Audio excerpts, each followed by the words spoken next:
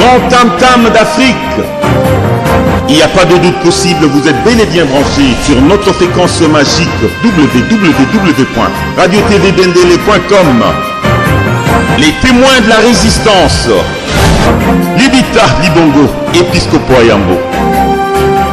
Pasteur David Danda, le micro d'or. Vent du porte en porte. Le magicien de la réalisation, Ilopoka Sossi, côté de la technique. Les témoins de la résistance. Grand tam-tam d'Afrique. Il n'y a pas de doute possible, vous êtes bel et bien branchés sur notre fréquence magique www.radiotvbendele.com. Les témoins de la résistance. Libita Libongo, Episcopo Ayambo. Pasteur David Danda, le micro d'or. Vent du porte en porte. Le magicien de la réalisation, Ilopoka Sossi, côté de la technique. Les témoins de la résistance.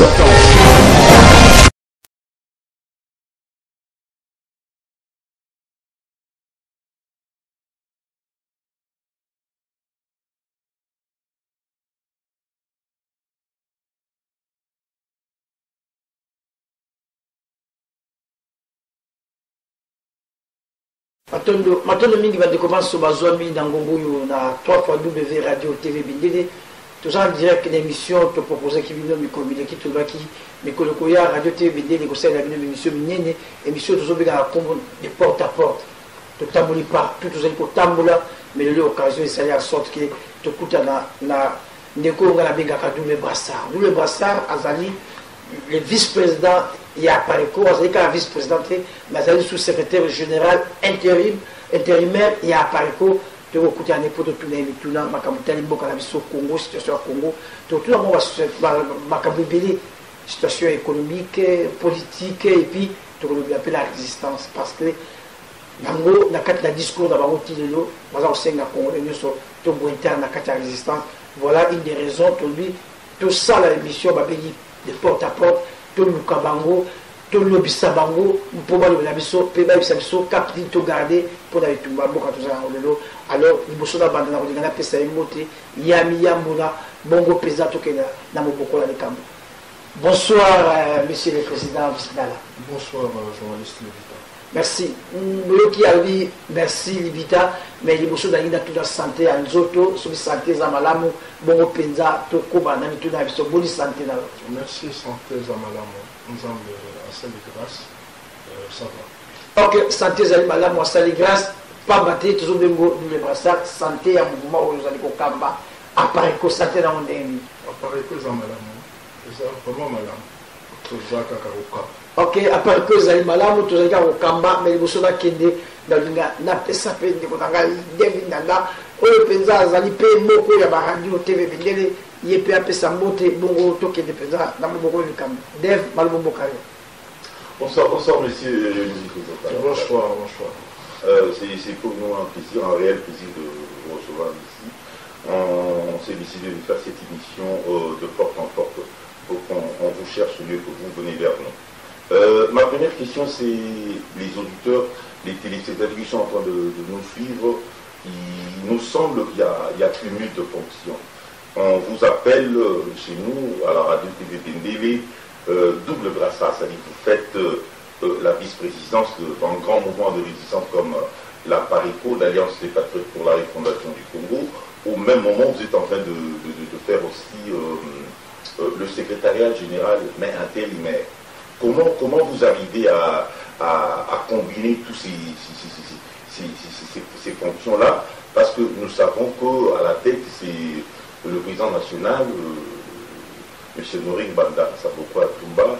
Nous savons tous c'est quelqu'un qui veut le jour que ça soit vraiment à la lettre. Comment vous arrivez à accumuler tout ça, M. le vice-président? Oui, ça ne pose aucun problème. Vous savez, je suis en principe le vice-président national. C'est ma fonction attitrée, celle que je remplis de manière totale. Et j'assume en même temps la fonction de vice-président intérimaire, comme vous l'avez expliqué. Comme ça s'explique, c'est de manière provisoire, jusqu'à ce que nous puissions organiser un congrès qui va désigner un secrétaire général définitif. J'ai été amené à assumer cette fonction dans des circonstances exceptionnelles. Nous avons eu un problème avec notre ancien secrétaire général. Il était important pour notre mouvement de conduire rapidement cette fonction. Et au regard de ce que je sais faire, le Conseil national, à l'unanimité, avait estimé nécessaire que je puisse remplir cette fonction. C'est un privilège pour moi. Vous savez, je sais être un homme de terrain. Parfois, il est difficile parce que, vous savez, la PARECO, ce n'est pas n'importe quelle formation politique. Notre combat nous amène à avoir beaucoup de prudence pour des raisons de sécurité. Mais sachez très bien que le moment venu, on peut très bien descendre sur le terrain. Moi, je suis un homme de terrain. Je suis un homme qui sait aller vers la population. Je suis un homme qui sait parler aux gens. Je sais parler aux gens simples, comme je sais parler aux gens qui ont un certain niveau. Donc voilà. Mais je pense que tout se passe bien avec le soutien de tout le monde. Je suis très bien secondé par le président régional de l'Europe, le président régional de l'Afrique, etc. Je suis très très bien secondé. Ce côté-là, ça pose aucun problème. Une deuxième question, je ne sais pas moi si Libita Libongo peut encore me donner le temps. Il y a eu quelques départs. Est-ce que les départs que la PARECO a connus, est-ce que ça pose un problème sur le plan fonctionnel du mouvement et surtout votre avis personnel, parce qu'on ne peut pas voir le président national, mais non, c'est vous qui remplissez toutes ces fonctions-là. Comment vous pouvez dire quelque chose sur le départ? Comment ça marche sur ces plans de mouvement? Le mouvement, il se porte très bien. Il se porte très très bien. Vous savez,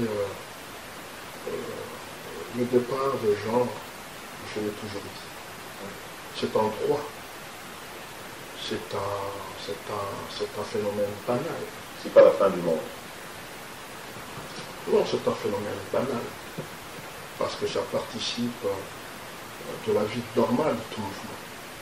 Les gens sont libres d'adhérer et de quitter un mouvement pour une raison X ou Y. Ça ne doit pas émouvoir autre mesure. Et surtout dans notre espace politique congolais. Pour le reste, je l'ai dit, je le répète, la PARECO continue son bout de chemin. Ça ne pose aucun problème. Pourquoi? Parce que nous avons des compétences à tous les niveaux. Les gens, nous travaillons en solidarité, nous travaillons en concertation, et ça ne pose aucun problème. Merci Badeko Bansoboyoki Pambate min bazai kobeta masolo na balabala ke PARECO ba départ ça mais Boyoki lui c'est un problème banal jusque là PARECO c'est kutambola ndenge penze sengili Badeko ba Congo bisika bansobozali d'Afrique en Asie en Amérique sikoyo tulitokota na moboko na likambo ndenge na lobaka na mama na likambo totunda penza litunda vice-président motunda na ngezali lelo discours n'a bien gagné terrain, il y a résistance. Namboka, partout, dès partout, nous avons été en Témbéade. Mais tout d'un coup, coalition Mouké Salami, il y a des résistants, mais ça même le gouvernement. Nous avons dit Sima, tout vous allez s'y camoufler. Au cours de un discours d'abord, nous pendez, ça même le gouvernement, Mazo Kenamba, Binon de Rennes, tout Sima, tout vous allez en avant. Vous voyez bien, comme ça peut-être. Mais pourquoi moi parce que je serai toujours en fonction de l'information de l'amour. Dans la qui va tout en athée, dans la paix bangoté. Parce que top va dans la carte. Les gens en sécurité, il y a quand même les va dans la carte. Il y a une noyauté résistance. Il y a créer des années. À dessein, pour la fragiliser, combat ya pareco, combat ya résistant, combat ya combattant. Donc moi personnellement c'est vraiment le cadet de mes soucis. Le plus important, il y a les questions de punir la combat à pareco. Il y a les bichio, tout ça pour bout. Tout ça pour bout la tout limité. Oui, combat la bichio, journaliste liberté, il faut qu'il y ait ils ont 5 efforts, sacrifices psychologiques, moral, intellectuel, physique et financier. Oui, c'est facile, hein? Tu peux occuper pour y aller, tout qui est là, qui ça, tu peux me la monnaie en aller, mais tu peux surtout la faire y aller. Tu peux le salaire. Il s'engage effort particulier, hein? Mon autre, c'est tout ça au salaire. Et puis ça va bien sonner. Vous avez tomber dans le Québec. Vous avez se sacrifier. Donc, tout ça au Québec. Parce qu'ils ont beaucoup. Ils ont le Kamabélé. Merci, Ezek Kamabélé. Tout ça au Québec, au Congo. Bon, il faut tous les amis sont vraiment dans le discours. Radio TV Bendé, les amis, beaucoup de radio, je dis pour Namabélé à Congo, puis la résistance. Mais les Kounangaï, président Ndala, mais communiqué qui a Kinshasa, concertation. Gouvernement et au Salama, mais tout d'un coup, la site d'Albé à Pareco, aussi mobilisé ma solo Oyo, dans le bateau qui a bandaté, n'a évité gouvernement qui chasse après gouvernement occupation, a zéro mobilisé ma cabo bino l'obité, bon le but, toi Rwandais, la tête et à pays, est-ce que nous là, il y a un bureau à Kanambe, il y a un police Kanambe, tout, les amis, vous avez diaboliser, vous avez pas maté, vous avez la carte à gratuité. Non, tout ça pour diaboliser notre tête.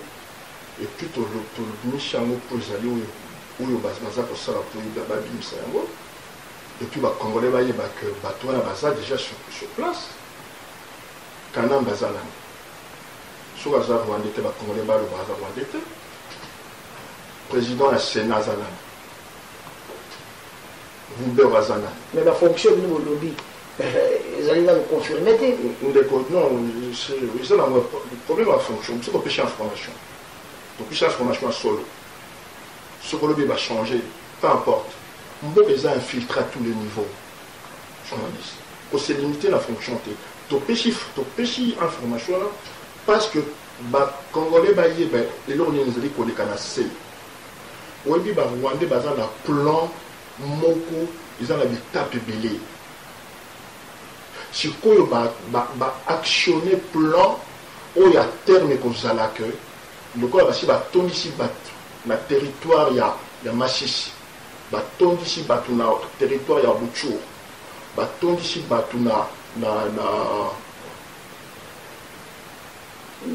de mémoire qui n'a va tomber ici, te belé, la Itouvé, baza poser la queue au moment opportun, va ressentir autodétermination.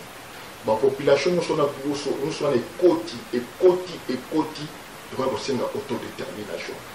Il y a vraiment beaucoup comprendre les Camerounais et Salam. Dans la Tanzanie, il y a Bengana qui banane. Tanzanie, il y a beaucoup de Kambalate. Il y a Bengani Rwandais. Le gouvernement a bino et aussi Rwandais. Dans le cadre de la concertation nationale, pour la réconciliation nationale. Dans Rwandais, nous avons Bakewati, dans le territoire rwandais. Alors, si vous avez conjoint, vous avez la concertation. Yemoko Kanam, Léon Lobich, Navoube, Bamsa Moussani, et Ndeko Odibeta. En 2011, en octobre 2011, Léon Lobich a fait une déclaration dans la voix de l'Amérique. Il a commis une lettre ouverte. La carte de déclaration a déclaré mot pour mot Makambo Sarkozy a le bâti sur le Congo. Léon Lobich a le bâti Congo Zamounene, Tozali Batomoke, Congo Zalambo Mebele, etc. Il faut partager le Congo fort à fond. Azana un grand cœur, Azala généreux. La commune la taille. On a un petit qui s'est fait il y a des monsieur Nibale. Les bitanga nazalaka na côté wana. Ils allaient un rappel. Ma proposition, je peux faire une proposition, na travailler na Kengo. na nani na James Kabarebi na service à la sécurité alors nous a jeunes yo ozali kolo na senayo to cham motombo azana contact na batwana de manière permanente voilà que vous fera miso pas battre bazali toujours à mèche tango vice-président azali koloba ke toke bala batoyo ezali président Mosembo mais vice-président na lina tunda motunda na ngai ya moi suka pona zonga pa ya professeur David Ndanda motunda na ngai ezali parce que toujours parler na Kengo mais c'est Kengo le beach ou azali na mboka na biso oyo azali président ya Sénat autuko yamba moko to toma ya Rwanda président ya parlement ya Rwanda alobi total ya sur rétroviseur te pendant makambo ya Congo total ya liboso pa batiso total makambo ya total rétroviseur pour retonga makambo ya STP oyate lecture nos amis na discours wana to na maloba ya Kengo po habito bosa le passé mais to ka liboso yo ko le déjà te moté mala po mboke kwa Kenya oyebi osali malamu le ko le rappeler mai fait wana ils avaient éléments mosusu ko d'accéder à preuve oyebi comment ko kiko comprendre bamboka nyonso bamboka ebele ya même ya mindele bakomaki koluka bakitisa makambo ya Rwanda wana bali parce que bakomi kolemba yango monde baaméricain bakomi kozwa basanction mboka boye Hollande boye na boye bakomi kozwa basanction bino na kisisa kuna bozo ya bakonzi ya mboka ya o bazo agresser bino message ni boza kopesa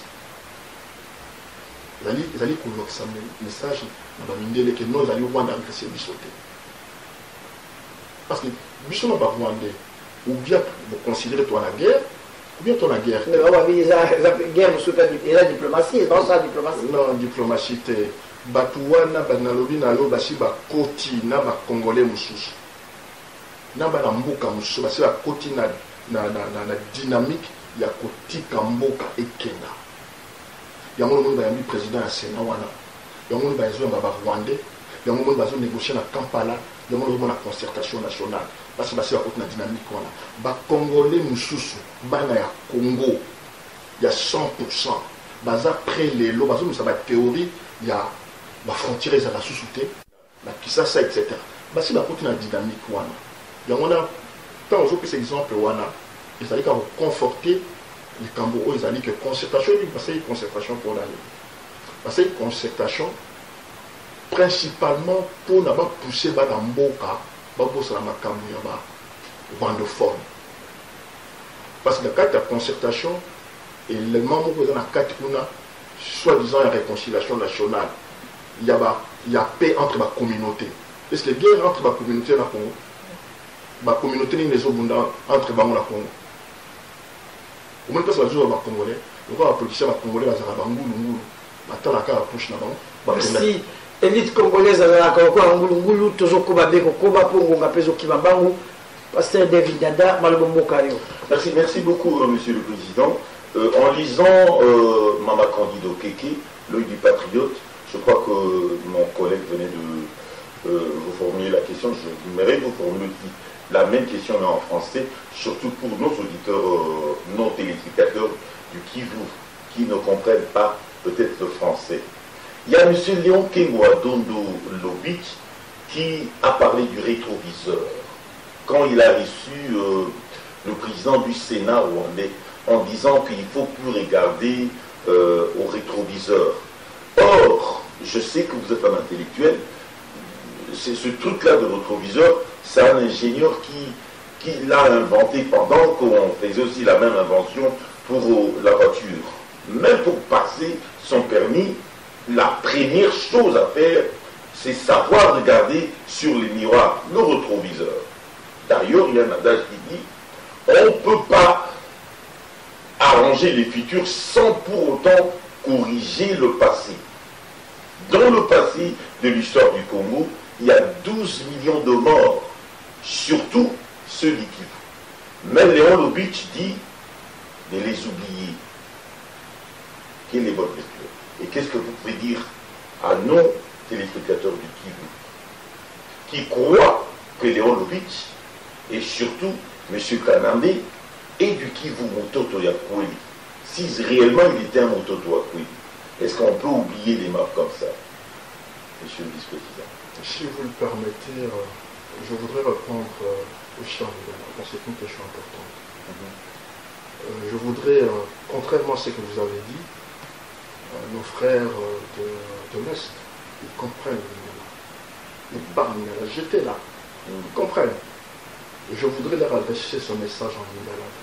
Et puis je reviendrai sur votre question en français pour d'autres spectateurs qui nous feront le plaisir de suivre, de nous suivre. La bande de Monabicho, il y a Est, dans la bateau baza pour souffrir directement d'abord les avant. Makamozo comme à la Congo, ils allaient passer à Congo. Ils ont passé à la Congolais. Makile à moi la Congo, ils ont sopa. Ils allaient Congo, ils ont Mabele na biso za ko seni, ils ont liweleki. Baba koufi ebele. Il faut pas m'attacher pour la dimension où ils allaient que Batikaba, ma réflexion a cessé. Parce que quand on comprendre député, il y a Est.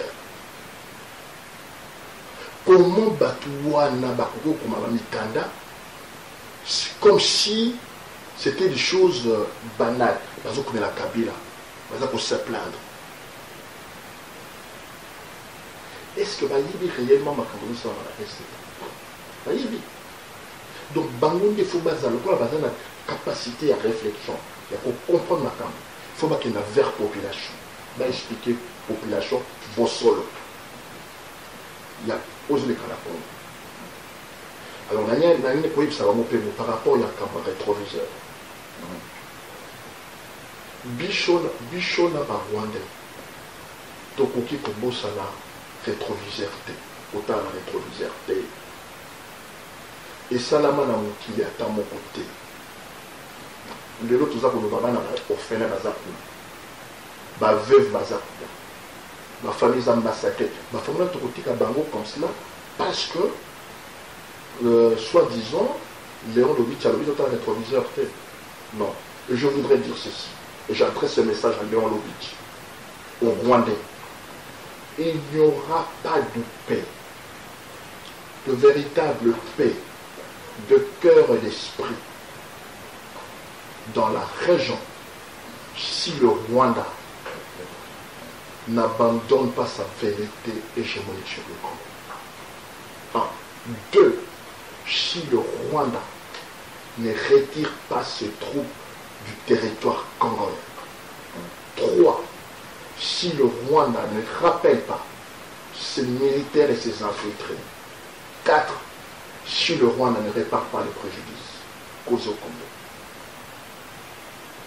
Mais non, peu importe que dans le but, il y a parce que Bazali, Bazali peut jouer le jeu d'abord sur place. On a bien une minorité agissante. C'est réactiver ma casse. Tout récupérer Mboka. Tout chasser Bato Bazala dans la Kisasa. Tant que tu récupérer Mboka, tu autant la rétroviseur. On va regarder sur le rétroviseur. Ça, moi je pense que le message est bien passé pour Léon Lobitch. Il y a aussi 200 familles qui viennent de la Tanzanie, comme l'a dit Levita Libongo. Les 200 familles sont rwandaises. Il n'y a pas scoop. C'est connu de tout le monde. Maintenant, les 200 familles sont bien accueillies. Ils sont là au Kivu.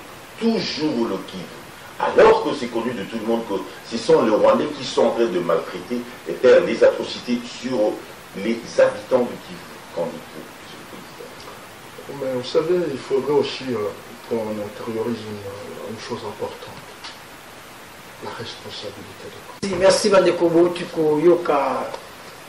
Le président dans la dernière année que ça se Miano Liko dans tout d'actuel Kinango l'émission nous avons benga porte à porte ou nous avons tambola ilongo na papa la biso David Ndanda pe équipe mobimba ya radio TV Bindele tous à Dieu Beokuba mais c'est ndala tous à moi kokoso d'invité ba congolais bazotuna biso mingi babi libita bino tolandaka mingi makambo ya parcours la résistance mais discours mokonzi na bango aloba bango nyonso baloba ese komi na terrain discours wana ese epanzani partout bato nyonso lelo bakapte discours mais aka ekofata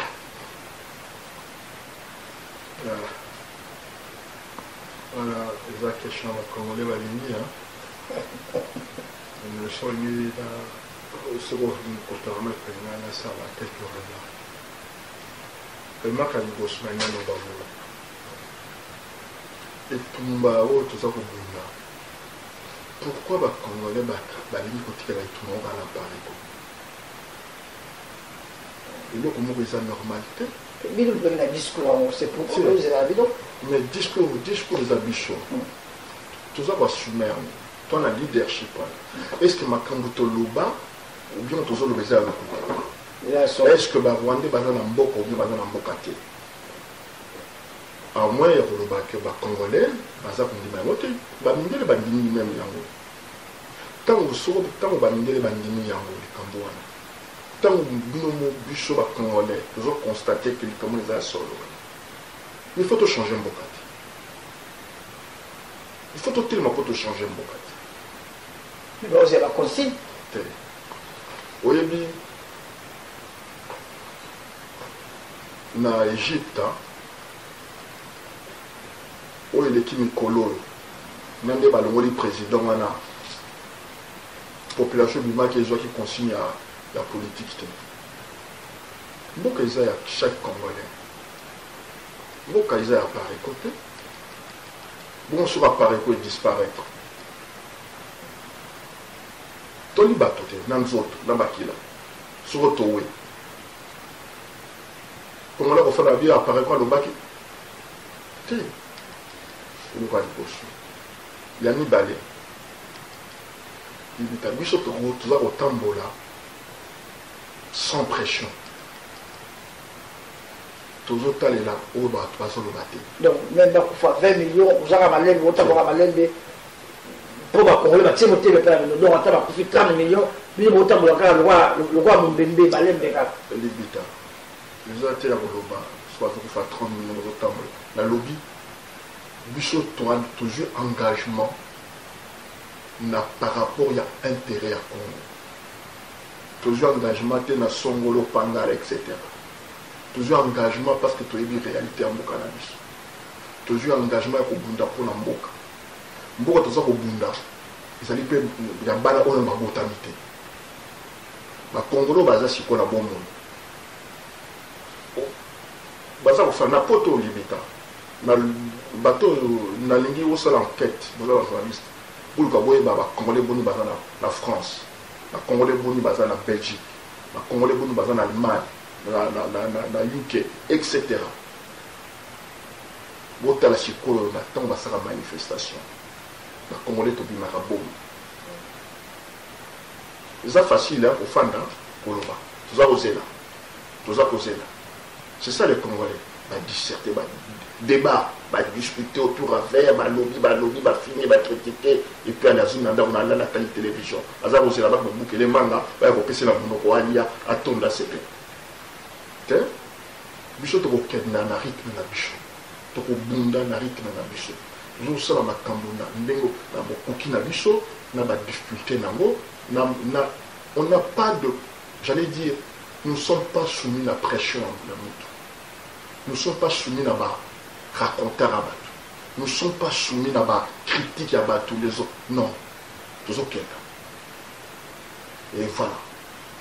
Merci beaucoup. Bazo kende bautamo na pression te bautamo na ndenge misele zai ko salama na se mai pena likolo ya mai lelo bato ba beteki te likolo ya pareko tozana ba preuve to moni misala ba sali lelo partout na Congo même na libanda moto moko te azali kozanga koloba masolo ya mboka Congo et surtout l'occupation moto avandi kona mboka na biso mais président na linda tuna suno tuna situation ya Congo ko bonseli biso situation économique ya Congo sociale moi moke pambate toujours yebi ba téléphone bazali kobenga leo nyonso so apasi mais gouvernement occupation a dit croissance et comme 8%.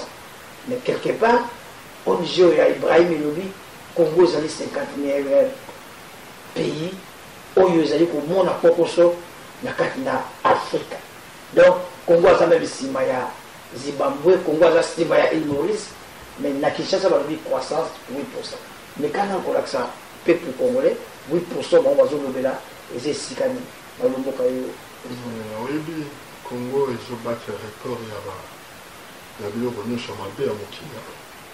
Toali premier en matière de corruption, premier na bokufi ya bana, premier na muyibi, premier na okufa nzala, na biloko nyonso. Toali classé même na botangi ya bato, na bana classe. Toali classé na ba na besha. Obi tango soko gouvernement lobi 8%. Libitana na nina le langage moko simple pour na ba congolais ba yoka ba comprendre. Na bloc à 8% croissance, on les a ba notion technique ça veut rien dire congolais on comprendre. Congolais na vie na ya tous les jours. Ah peut s'allier à ma réponse. Est-ce que ça na mosala? Ba congolais bon ba na misala. Ba to créer ba entreprise combien par mois par an? Batu baliak, batu basalaka épargne, batu bakendaka vacances. C'est tout cela l'économie. L'économie exacte que vous faites les chiffres, les paramètres, les bolobi, les madame non. Il y a un l'État. Au lieu choix par écho, tout ça, le projet de l'économie, tout le monde dévoile au chicoté parce que nous sommes Congolais bazara honnêteté. À cause de l'idée, mon côté, l'idée où il pas la songolo. Il y en a des choses tous ali, la réserve comme ça projet. Mais il y a ça yo, ba schéma le programme économique dans le chose. Oui, d'abord en matière il y a politique économique. Bicho tokozala, tous ali lié na idéologie mon côté. Oh, le libéralisme, oh, c'était la réalité en boca. Donc l'État a joué un rôle singulier pour développer l'économie, pour développer le boca. À côté de l'État, il y a une réforme structurelle pour permettre aux Congolais à créer une entreprise. Dans le secteur privé. Il y a Misato. Il faut que vous ayez que Mboka, on a français et na lingala. Mais la français, on va faire attractif.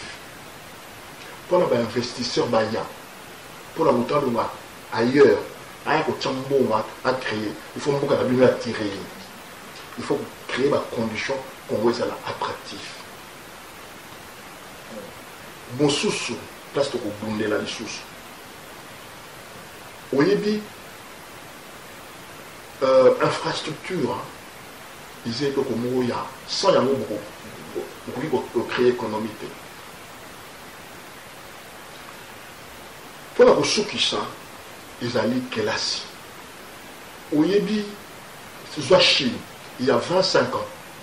Au moins Chine, avec le Singapour, la Banque mondiale, la Fonds monétaire. Les lots Chine a détenu un tiers à réserve à monnaie américaine. Nous avons mis à niveau wana Bwanda batimba chinois kotanga babandi ko fabriquer ko imiter babiloko mais comment ko fabriquer ba chinois batindi bazo na mafije ozo mani connaît ça mais nzela pe ba japonais bananda ndemo ba pays no so ya dragon elanda Bwanya il faut qu'on le loba na capable de créer il y a qu'on transformer il y a qu'on vendre. Donc, produire non ce qu'on dit à Congo, il faut tous être capable de faire plus-value. Comment qu'on comprend la classe, on a fait ce exemple moi. Classe baban et ça la raté. Mais toi on a bois. Le président, il ne serait pas l'homme congolais, la classe politique, élite. congolaise, à Kotanga, à Zubouania Lobby, mais une fois au pays, il n'est pas commis étouffé dans le système. À commis peu motolo, il y a un tombe là-bas, anti-valère, la valeur, il soit commis la carte d'Amboura de Chassa, il n'est pas contre la carte d'Ambouyabèze. Il y a ça dans l'homme congolais. Oui, tout ça pour souffrir, mais là, comme vous avez ma cache. Il faut appareil côte, qu'on zone, c'est là qu'on a la discipline. Oui, sans discipline, on ne sait rien faire. Bah, Koliba, bah, tu vas Koboma, on t'a Kokosa, on t'a Kena Moussalate, la discipline. Oui, discipline et tchaka moutuna, nzela. Oui, on a poto sur la Moussala. Oui, Moussala était un jour de Benani. C'est une justification exacte. Si vous êtes professeur, vous êtes temps de ma gauche. Pas Benani. Vous êtes médecin, accident. Pas Benani. La discipline. C'est le cas du poisson. Il y a un moni, tant de bateau, la cave à 6 à Kabasonga. Vous avez excusé Bangote. Mais dans l'environnement, vous avez discipline exacte. Un pays de fous, vous avez été fous. Parce que tout le monde vole. Vous avez excusé Bangote. Alors ça, d'abord dans les colos, il y a l'État. Mon condiambo a fait ça. Exemplaire, le ministre a fait ça. Exemplaire, le professeur a fait ça. Exemplaire, le médecin a fait ça. Exemplaire, le musicien a fait ça. Dans le niveau nyonso. Merci, Bandeko, toujours Koba la base Boyoki, Sigani vraiment la classe politique congolaise à Zali, passe il peut Mawa parce qu'il discipline les alités. Alors, na komi pe na souka vice-président, émission tous allez couper gango des porte-à-porte, na évité le bani yoroba pour la émission Oyo, mais tout le monde souka les ali, il faut que ça la peuple congolais aux terrain, na kat na mboka, azomona makambo nyoso oyo ya mabe ya ko supporter. Mais jusqu'à présent, le peuple congolais pas prêt pour subir, mais nous avons réagir. Les amis pour la peuple congolais. Parce que moi, les amis, quelque chose dans la psychologie, les amis, en même temps, on a quelque chose qu'on a dit tout à l'heure, sur l'homme congolais. Il y a moi, on a dit, sur le programme, sur le programme, il y a pour changer vraiment programme d'éducation dans la Congo, pour changer fondamentalement l'homme congolais. Il y aura un programme d'éducation, en même temps, il y a enseignement, en même temps aussi, programme politique. Au-delà, il y a la justice. Oui, l'homme congolais va vivre dans l'antivaleur. Il va vivre sans esprit patriotique. Il va vivre sans esprit à la communauté. Kakaye, n'a pas vu le mot Zamatine. Donc, mbo que ça n'a valeur, mon toit ça n'a valeur, kaka yemo, bolati, kolia, komena kolana. Donc, ils ont une responsabilité à ma politique. Ils ont la conséquence en tant que ça. Donc, j'espère, en tout cas, que nous avons ça là, que tout commun, tant que commun, tu as une volée politique, pour retrouver ce genre comme moi là, la volée politique, tu as la politique comme telle, hein, et puis réforme structurelle, il y a enseignement, il y a l'école, et puis en tout cas pour volet culturel. Il n'est pas normal dans Mboka Mobimba. Tongo tipo quoi que la musique. Batkobi la publicité à Massanga. Tongo pourquoi? Danse moko insanité. C'est pas normal. Merci Bandeko, Balanda Kibiso, vraiment, Ngapinza, habitude dans la Soukisi, mais la zone d'Angambo, Yandeko Langa, professeur Adam Payozali, sur vous avez dans Mituna, vraiment par le président Mbokayo. Merci beaucoup. Monsieur le Président, parlons un peu d'Honoré Mbanda, Zambokwa, le président national de la FARECO. Cet homme a crié, il est monté au chrono pour dire que son pays est agressé. Il a parlé d'une guerre, l'agression d'une guerre ethnique, quand il dénonçait clairement qu'il n'existe pas l'ethnie Banyamulenge. On lui a donné des appellations, on lui a qualifié qu'il était extrémiste. Je suis étonné aujourd'hui aux concertations nationales, on parle maintenant d'une guerre communautaire. Est-ce qu'on peut donner quel est notre président national de la parité? Non, je voudrais reprendre en Lingala parce que c'est une question importante. Parce que je voudrais le dire en Lingala pour m'adresser à tous les Congolais. Parce que moi j'estime il est de notre devoir d'informer les Congolais. Et il est du devoir des Congolais de sauver son pays. Parce que le J'aimerais aussi que vous donniez la même réponse en français. Non, pour les Rwandais qui jettent toujours le regard sur le Congo, le Kivu. mon frère, laissez-moi apprécier dans quelle langue je vais donner cette réponse. Parce que comme je le disais, le salut ne viendra pas d'ailleurs. Le salut viendra de Congolais ou bien ne viendra pas de Congolais. Ce sont les Congolais qui doivent se mettre debout. Que je fasse un speech à l'égard de Rwandais, qu'est-ce que ça va? Non, c'est pas important. Il faut que je parle Congolais. Nani pour le Congolais. Oui, Toali, en face, il y a plan Moko. Nakati a plan là, Congolais, Nakati.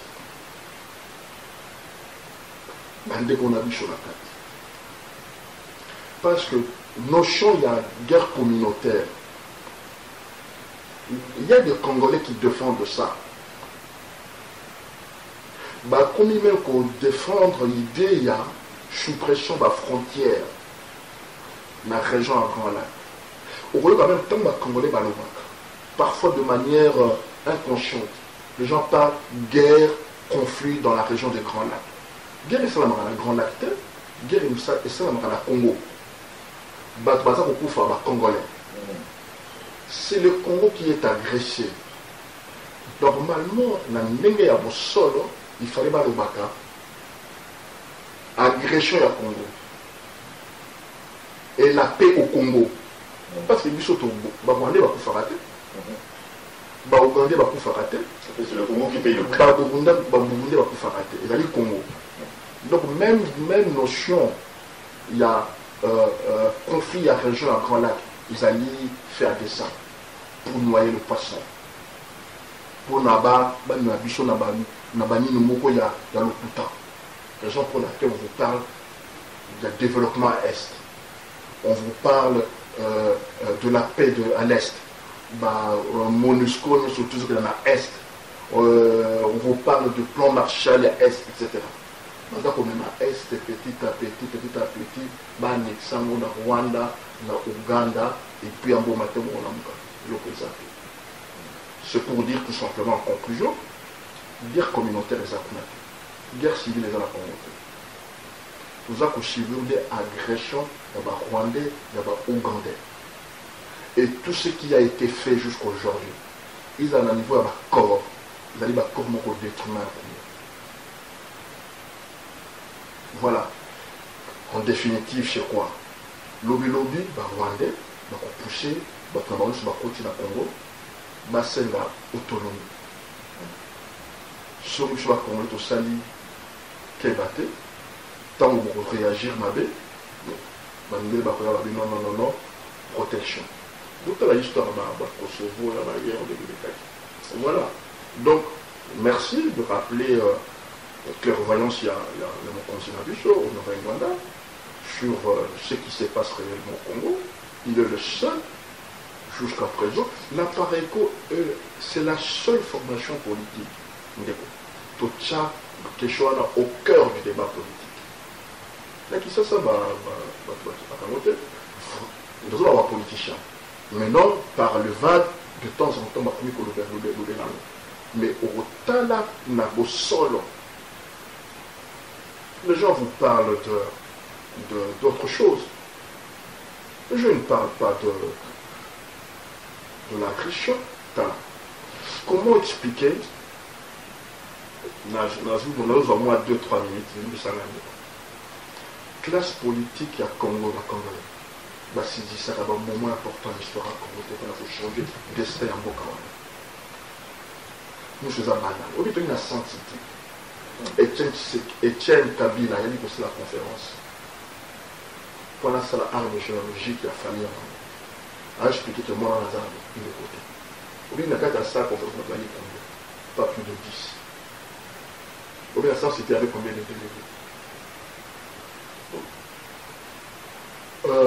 L'ex-général de forces armées rwandaises, de Front Patriotique Rwandais, et maintenant nous allons sur les forces de défense du Rwanda, ou à l'exil. C'est une déclaration claire. Mais nous avons le chef d'état-major, Henri Kouré à James Kabarebe. C'était lui l'homme fort, il y a Rwanda dans la côté militaire. À l'objet de la rébellion sur Rwanda, il y a Rwanda, il y a la surpuissance, il y a Rwanda. Je dois ça là-bas, au format d'anglais. Aucun politique congolais s'est saisi de cette question. Parlementaire, nous avons vu dans nos accords, nous avons vu dans nos accords. Pour tirer de la concertation nationale, nous avons vu comme la ministre. Donc, voilà. Donc, il faut comprendre que, en tout cas, Bichot a le monopole non pas la tête, mais il dit que le leadership dans le champ conseil de Bichot, il a dit incontesté, incontestable. Donc, les Congolais vont comprendre et les Congolais nous sommes aujourd'hui.